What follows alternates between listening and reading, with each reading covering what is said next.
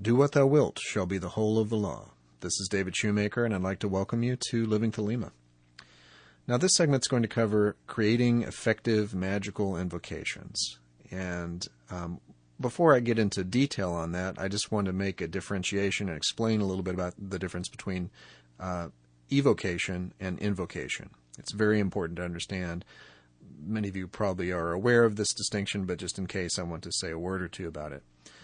Now, evocation, that's EVO, evocation, is essentially calling a force outward, projecting it outward into a triangle or a similar sort of mechanism of externalizing the force, or at least relating to it as if it's an externalized force, however you want to think of it. This is generally used for low yet erratic entities like goetic spirits, planetary spirits, and intelligences, and things like that. The magician is in a role of commanding and controlling the spirit.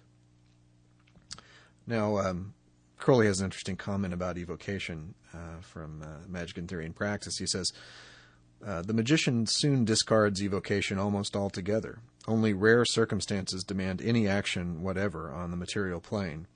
The magician devotes himself entirely to the invocation of a god, and as soon as his balance approaches perfection, he ceases to invoke any partial god, only that god vertically above him in his path.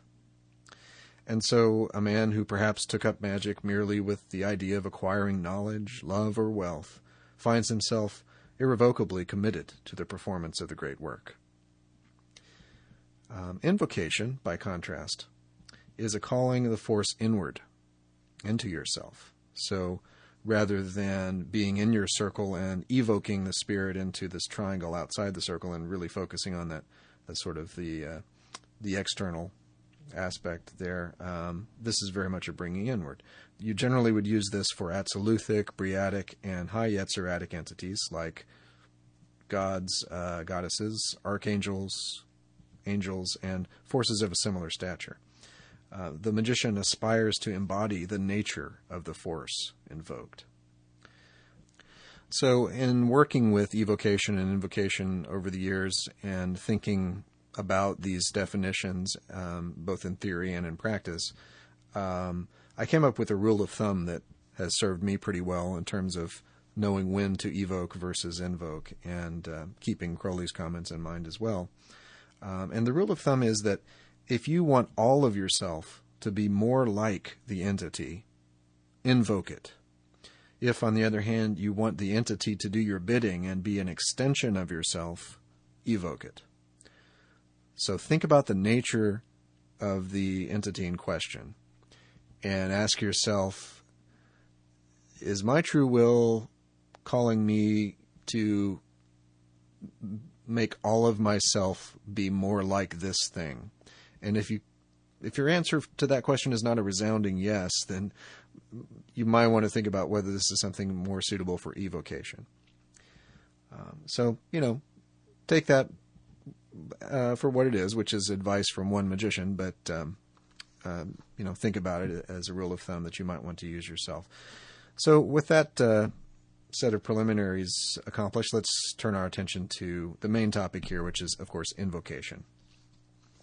Now, there are two types of invocation, and generally speaking, and you might want to refer to the Living Thelema segment on ritual construction for an expanded discussion of these two kinds of invocations and also how to fit them into a larger ritual structure. But just as a brief reminder, you have general invocations, which bring in a more or less undifferentiated magical force. It's like plugging the TV into the wall socket. You've got power to the device. Examples of this would be the anthem from the Gnostic Mass, the preliminary invocation from the Goetia, in other words, Liber Samec style rituals. Ultimately, invocations taught to you by your own HGA will be the most useful and most potent example of general invocations. This will be, for you, the best way to get power turned on to that TV. Now, after you've got power on, you really want to tune that TV to the right channel, and that's the specific invocation. You want to not just have force, but you want the specific kind of force that you need. So for this, you would use, for example, specific rituals like pentagram rituals for elements, hexagram rituals for planetary and zodiacal invocations. You might use prayers to specific gods, or rituals devoted to specific gods, like Liber Israfel, as an invocation of Thoth, Hermes, and so on. So this is where you really tailor the energy to the specific magical aims that you have. Again, you might want to look at my ritual construction episode for more on this. In any case, especially with regard to specific invocations, there are a few tips that are going to amplify your ability to do powerful invocations. And I'm going to go over a few of those, interspersed with some commentary by Crowley from Magic and Theory and Practice, Chapter 15. A very interesting thing happened when I started planning this talk, and I realized that a lot of the tips for good invocations, for effective, powerful invocations, are also tips for good sex. So listen carefully and see what you think. You may get helped in more than one area of your life by listening to these podcasts. Who knows? The first tip I want to throw out is that it helps to first personify the god outwardly and then embody it. So the general movement is from relating to this external thing and then eventually arriving at the place where you are living out the nature of that thing. So you first describe the god as vividly as possible, ritualized prose, poetry, whatever you've decided to do. Then you begin to act and speak as the god would. So again, that's that movement from outer to inner. By doing this, you become a veritable talisman of the god. You have created the proper form that attracts the desired force. Once again, refer to documents like Liber Israfel for examples of ways to really build that structure of ritual form with words, with incense, with symbols, and so on, so that the proper force is drawn to it. In Magic and Theory and Practice, Crowley also gives 3 non-ritual tips for assisting with really embodying the god and getting inside the head of the god, so to speak, to be able to embody it. The first of these is to master the use of the astral body, like the neophyte does in AA, and master the technique of rising on the planes, and then use that skill to explore symbols and astral realms that correspond to the nature of the god. So you begin to be more fluent in the symbolic language of the god. Another technique Crowley recommends is to use a mantra suitable to the god. Some of these, we have examples of from ancient times in terms of mantra that would be used. Plenty of examples of this in Crowley's writings. Finally, he says you can get a lot of mileage out of embodying the astral form of the god, to assume the god form, literally. And for examples of this, you might want to look at my descriptions of the god forms used in Liber Resh, from the very first Living Thelema segment. And building the skill of assuming god forms becomes an indispensable magical technique that you'll find yourself much more effective in your ritual work once you can, like flipping on a switch, become a god by practiced use of assuming astral forms like this. So personify the god, then embody it. The second tip I want to give to you is to address the multifaceted nature of the God. This is one way of describing and personifying the God for the sake of the overall invocation process. And one of the best published examples in Crowley's works of a technique for bringing in the multifaceted nature of a deity and then integrating that into a ritual structure is from Liber Astarte. And I'm going to briefly review the instructions from that document in terms of how to construct a sevenfold invocation poem or, set of stanzas. Quoting, "First, an imprecation, as of a slave unto his lord, and the desired quality here is awe. Second, an oath, as of a vassal to his liege, with the quality of fealty. Third, a memorial, as of a child to his parent, and the quality of dependence. Fourth, an orison, as of a priest unto his God, adoration.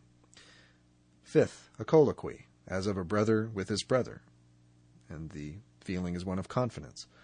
Sixth, a conjuration, as to a friend with his friend, and the quality of comradeship. Seventh, a madrigal, as of a lover to his mistress, with the quality of passion." So you can see how these are 7 different, what do you want to call it, emotional tones, I guess, of relationship to the deity. And if you can explore all of them and flesh each of them out in terms of how you would relate to the God in question, then you've got a more powerful poetic invocation. Did a Liber Astarte, more on Liber Astarte in my devotional practices segment, if you want more on this. The third tip is incredibly important, and probably most important of anything, and that is to inflame yourself in prayer. Crowley describes this as the whole secret of the process. You lose yourself in the frenzy of your adoration. This may be due to the words, the ideas, the images, the incense, the dancing, the wine in some cases. Let me read you Crowley's words from chapter 15, because they're incredibly, as you might expect, incredibly well chosen by Crowley. "The mind must be exalted until it loses consciousness of self. The magician must be carried forward blindly by a force which, though in him and of him, is by no means that which he in his normal state of consciousness calls I. Just as the poet, the lover, the artist is carried out of himself in a creative frenzy, so must it be for the magician. It is impossible to lay down rules for the obtaining of this special stimulus. To one, the mystery of the whole ceremony may appeal. Another may be moved by the strangeness of the words, even by the fact that the barbarous names are unintelligible to him. Sometimes in the course of a ceremony, the true meaning of some barbarous name that has hitherto baffled his analysis may flash upon him, luminous and splendid, so that he is caught up into orgasm. The smell of a particular incense may excite him effectively, or perhaps the physical ecstasy of the magic dance. Every magician must compose his ceremony in such a manner as to produce a dramatic climax. At the moment when the excitement becomes ungovernable, when then the whole conscious being of the magician undergoes a spiritual spasm, at that moment must he utter the supreme adjuration." A little bit later, he says, "Suppose the supreme invocation to consist of 20 to 30 barbarous names. Let him imagine these names to occupy sections of a vertical column, each double the length of the preceding one, and let him imagine that his consciousness ascends the column with each name. The mere multiplication will then produce a feeling of awe and bewilderment, which is the proper forerunner of ecstasy." So, really mind-blowing, simple yet mind-blowing stuff here. It reminds me of Crowley's writings in the Scholion of Liber Samech, where he's giving these inner tools of working with the symbols and the ritual procedures. These are handholds, but incredibly important handholds in terms of developing the inner calisthenics necessary to vault yourself into states of spiritual ecstasy, and that's the essence of inflaming yourself in prayer. Another technique that helps with this. Is this sounding like good sex tips yet? I think so. If not, so far, this one certainly will. Stop short of the climax, repeatedly, by strength of will. Again and again and again, until it doesn't even occur to you to stop yourself. This ensures the appropriate level of inflaming. Crowley comments on this particular aspect. He says, this forgetfulness must be complete. It is fatal to try to let oneself go consciously. Inhibition is no longer possible or even thinkable, and the whole being of the magician, no minutest atom saying nay, is irresistibly flung forth. In blinding light, amid the roar of 10,000 thunders, the union of God and man is consummated. So that's incredible writing and a perfect encapsulation of this technique in terms of the ingredients that really make it work. So moving on, once you have decided on the force, and this is another tip entirely here, once you have decided on the force to be invoked for the purposes of the overall ceremony, focus only on invoking that force. Forget about the purpose of the ceremony. Crowley says the failure to do this is actually, in his mind, the single most common source of error in invocation. We get into the lust of result. We start thinking about what we want, and is this going to work, and what am I going to do when I get that thing I want, and maybe subconsciously, what are the reasons I shouldn't get the thing I want? All kinds of messes can occur when we lose sight of simply bringing in the force. So we should trust that when we've crafted a magical aim and we've crafted a ritual designed to bring that aim to fruition, we can forget about that and simply start the machine and watch it go. And a big part of the fuel of that machine, of course, is going to be the ability to bring in the force. And we should just focus on that. So those tips are, the main thing I want to offer you today in terms of approaches to strengthen and empower your magical invocations. But I want to conclude with some thoughts on a different plane related to what we've been talking about, and that is that I think you can see, if you look at the course of a proper and powerful invocation, it mirrors the process that the aspirant goes through in the approach to adepthood and the flowering of that adepthood in the outer life. So consider it this, that when you inflame yourself in prayer and you make your whole life into a suitable invocation of the HGA and a talisman of the formula of the HGA, the force is naturally attracted. You, as I've said in other contexts, you become a lightning rod and naturally attract the force which is drawn to that. The lightning of the HGA strikes you because that's the nature of the form you have taken, and that's the nature of the force that is drawn to it. So in the AA, the grades from probationer through Dominus Luminus essentially amount to an ever-increasing inflaming in prayer through not just the specific tasks of the different AA grades and the mechanics of it, but through the process of crafting yourself into the proper form, living your whole life in a talismanic state of consciousness increasingly, so that natural law itself will demand that your holy guardian angel is drawn to you consciously. Naturally, the HGA has been there the whole time. It hasn't been on vacation somewhere else. You just have to get your head in the right place. Then, in uniting with the HGA and the knowledge and conversation, the ecstatic union at Adeptus Minor, this is like the climax of an invocation. It's that moment when, as Crowley was saying in what I read earlier, you vault past any conception of the individual self into this spiritual ecstasy, and as he says, the union of God and man is consummated. So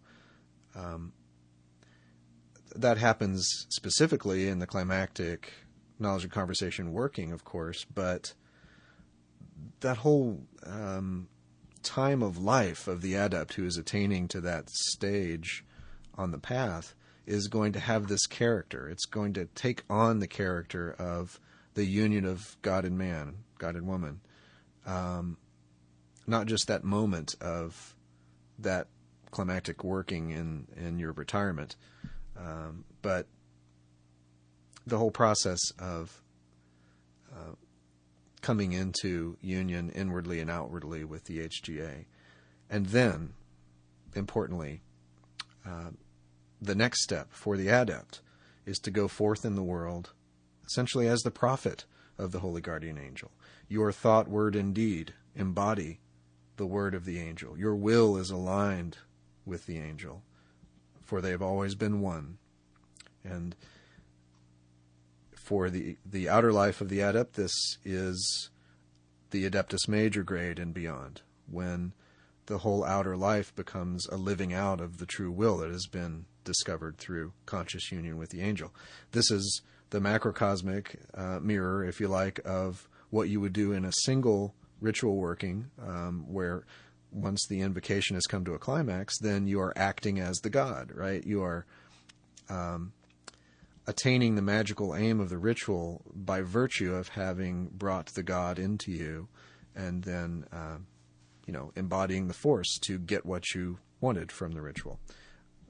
But again, in life, in the big sense, in the path of the adept, this is Adeptus Major and beyond, where your entire life is a living forth of the formula and will of the HGA, which is yours. So, just a few additional thoughts related to invocations, but kind of taking it into a larger scale. I want to suggest, if you want some homework to do as a result of listening to this segment, that you might consider using those materials that I was reading from Liber Astarte and crafting your own 7-part invocations based on those instructions. Then practice delivering those invocations and see if you can strengthen the muscles of devotion within yourself by that practice. You will undoubtedly find that to be a useful skill if you work on it. So I hope this has been useful information today.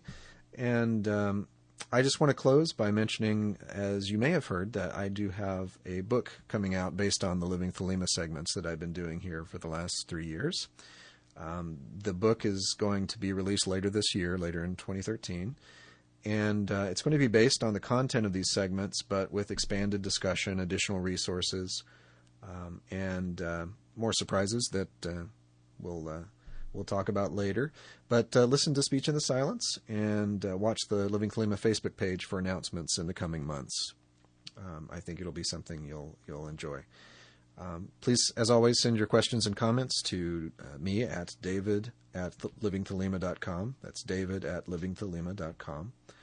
Visit the Living Thelema Facebook page and engage in questions and discussion and interaction there. And visit livingthelema.com for resources related to the various segments and for my bio in case you want to learn more about my work. Thanks, as always, for listening. Love is the law, love under will.